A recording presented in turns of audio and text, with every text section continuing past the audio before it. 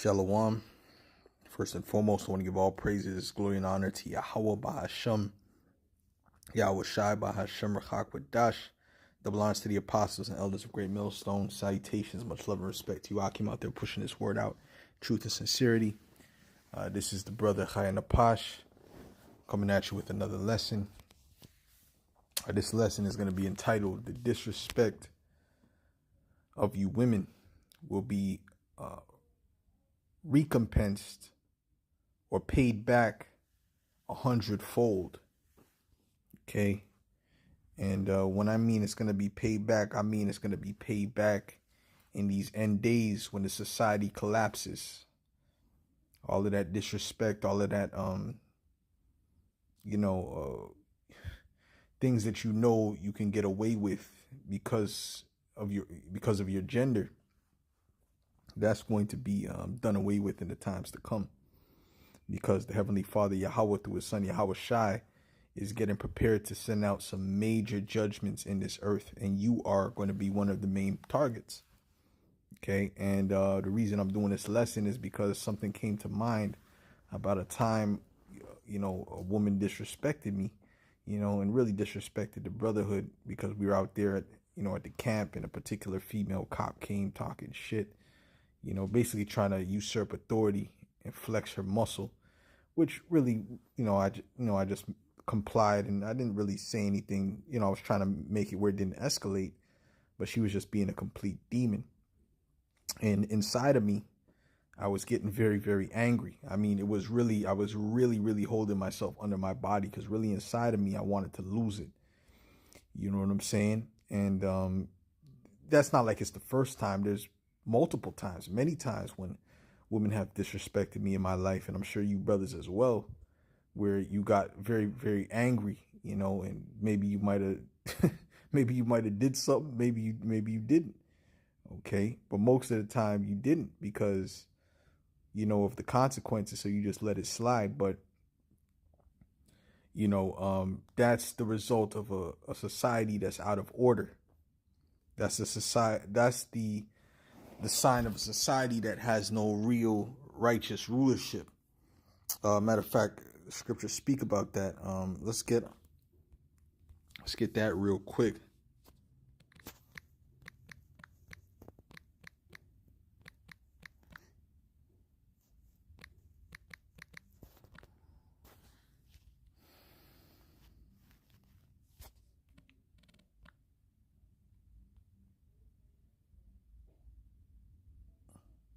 This is Job 10:21. It says, "Before I go whence, I shall not return, even to the land of darkness and the shadow of death." Right? Which, he was speaking about, the grave, but spiritually, this is speaking about America.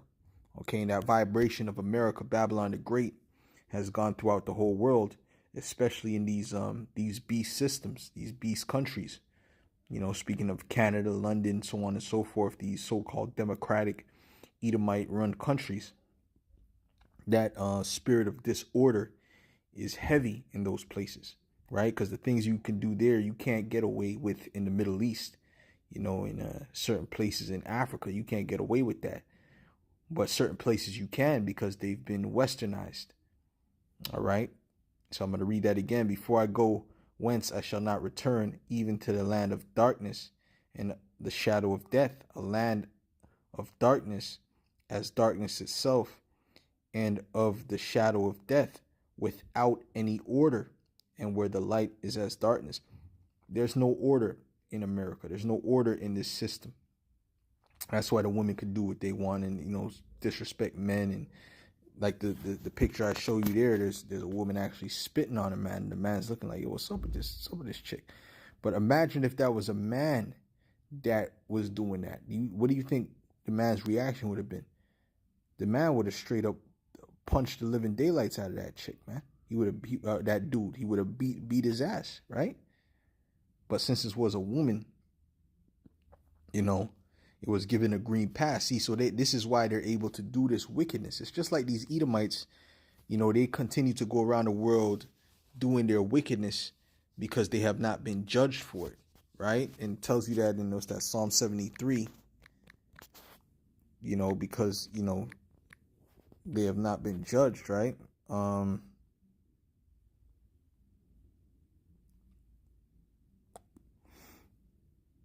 Right.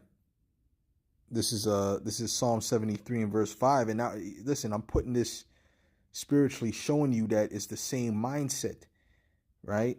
That these women have to these Edomites. Okay. This is Psalm 73 and 5. It says, they are not in trouble as other men, neither are they plagued like other men. Right. So that's why a woman will get less crime for different doing particular crimes that a man does. A lot less time, and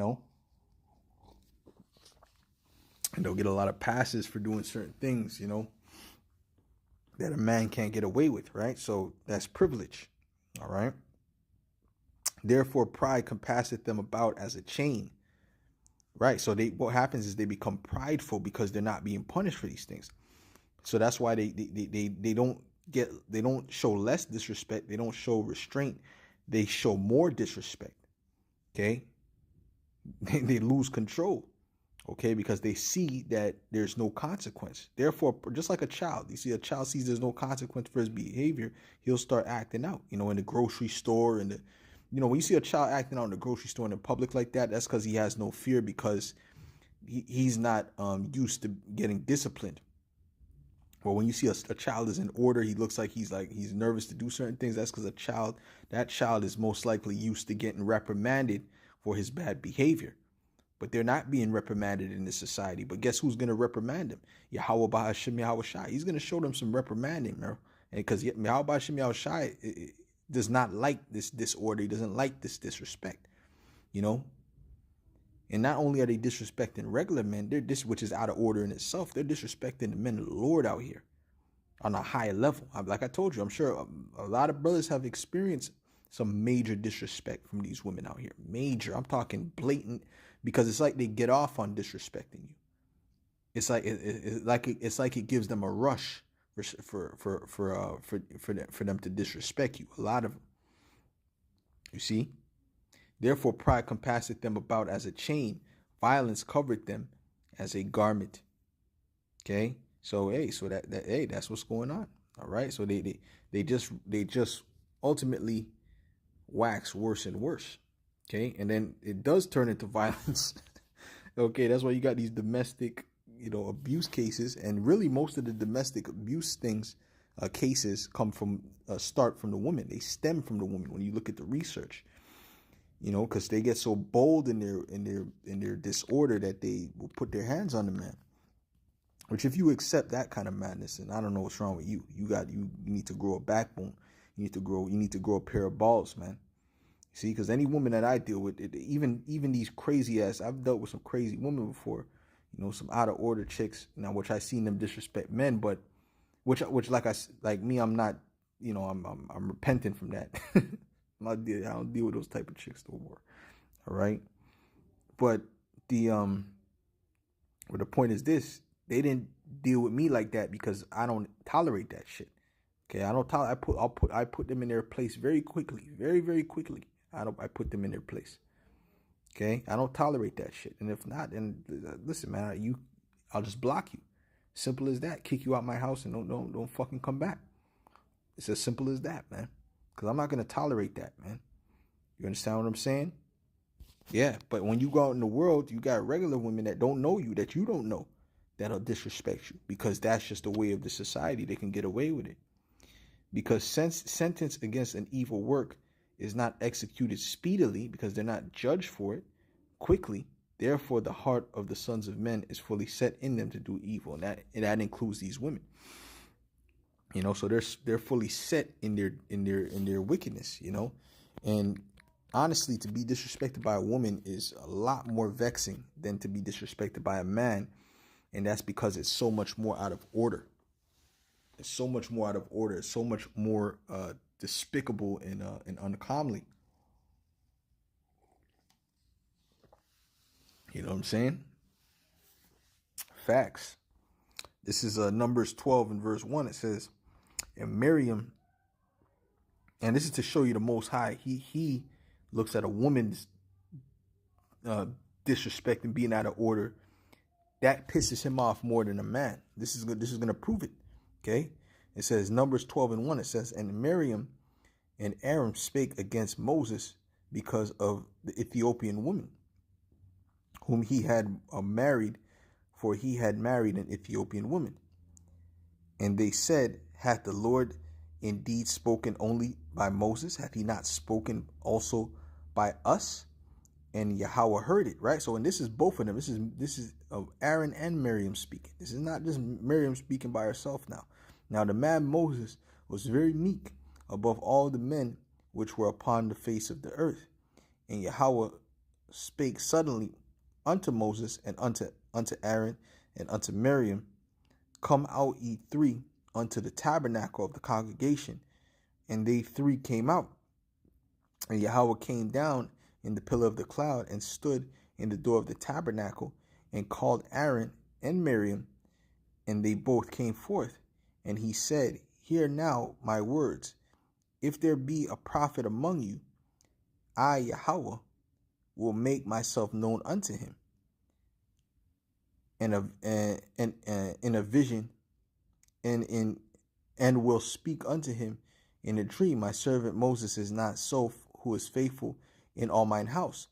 With him will I speak mouth to mouth, even apparently, and not with dark speeches. So the Lord, dealt with Moses on a higher level than he dealt with the other prophets, right? He spoke to him clearly, without any dreams or anything like that. He spoke to him straight up, right? And the similitude of Yahweh shall he behold. Wherefore then were ye not afraid to speak against my servant Moses? And the anger of Yahweh was kindled against him, and he departed.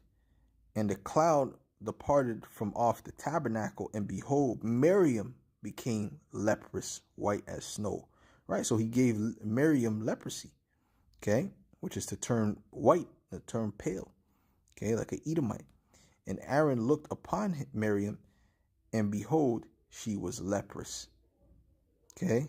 And Aaron said unto Moses, so that's showing you. So why didn't he turn Aaron leprous? Because he was more angry that Miriam had the nerve to open her mouth as a woman. That's fucking, he's like, this is some fucking madness.